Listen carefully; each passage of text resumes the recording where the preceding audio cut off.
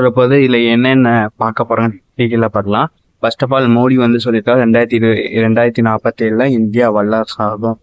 அதுக்கு வந்து ஏழைகிட்ட நடுத்தர மக்களுக்கு அதிக செல்வங்கள் போகணும், அந்த மாதிரி பட்ஜெட் எடுக்கணும்னு சொல்லியிருக்காங்க. பார்ப்போம் என்னென்ன நடக்குன்னு பார்ப்போம். அதே சமயம் இப்போ அவங்க வந்து கார்பரேட் டேக்ஸ் கம்மி பண்ணிட்டு இன்கம் டேக்ஸ் அதிகப்படுத்துனாங்க.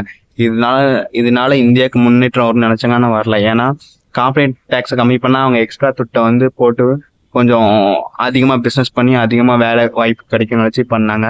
பட் எதுவுமே நடக்கலாம். கார்பரேட்லாம் அதிகமாக கடனை தான் குறைக்க வச்சாங்க, அவங்க பெருசாக எதுவும் பண்ணல. ஸோ இது வந்து மிகப்பெரிய பேக்பேர் ஆகிட்டு. ஏன்னா இது வரைக்கும் 15 வருஷம் பேங்க் டெபாசிட் லோ ஆயிடுச்சு. ஸோ ஓகேவா, லாஸ்ட்டு 15 வருஷத்தில் இதுதான் லோயஸ்ட்டு பேங்க் டெபாசிட் வந்து லோ ஆயிடுச்சு. ஓகே, அதனால தான் இப்போ ஆர்பிஐ புதுசும் 1.5 lakh crore வந்து இன்ஃபியூஸ் பண்ணுறாங்க பாண்டு மூலியமாக பேங்க்குள்ள. ஸோ இதனால கொஞ்சம் ஸ்டேபிளாகவும் நம்ம ஜிடிபி க்ரோத்து கொஞ்சம் போகும்னு சொல்லி பார்க்குறாங்க. இது இன்கம் டேக்ஸை கம்மி பண்ணாங்க, கார்பரேட் டேக்ஸ் அதிகப்படுத்துவாங்கன்னு நினைக்கிறேன்.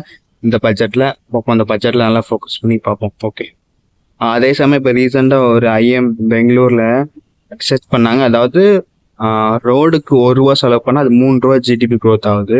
ஸோ அந்த அளவுக்கு க்ரோத் இருக்குன்னு அவங்க ரிசர்ச் பண்ணிக்கோங்க. பார்ப்போம், ரயில்வேலையும் அதிகமாக இன்செர்ட் பண்ணுவாங்க. ஸோ அதே மாதிரி எஃப்எம்சிஜி எல்லா மார்க்கெட்டும் Q2 ரிசல்ட்டும் கம்மியாயிட்டு, Q3 கம்மியாயிடுச்சு. மைக்ரோ ஃபைனான்ஸ் ஃபுல்லாக ப்ராப்ளமாக இருக்குது, பேங்கிங்லாம் பயங்கர ப்ராப்ளமாக இருக்குது. ஸோ ஓவரால் மார்க்கெட்டே பயங்கர ப்ராப்ளத்தில் தான் இருக்குது இப்போதைக்கு.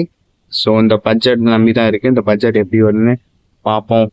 ஐ ஹோப், எனக்கு தெரிஞ்சு இந்த திருப்பி கண்டிப்பாக மிடில் கிளாஸுக்கும் லோயர் கிளாஸுக்கும் கண்டிப்பாக நிறைய இது பண்ணுவாங்க நினைக்கிறேன், ஸ்கீம் கொண்டு வருவாங்க. I hope. இல்லைன்னா பிஜேபிக்கு தான் ரொம்ப ப்ராப்ளம் வரும்.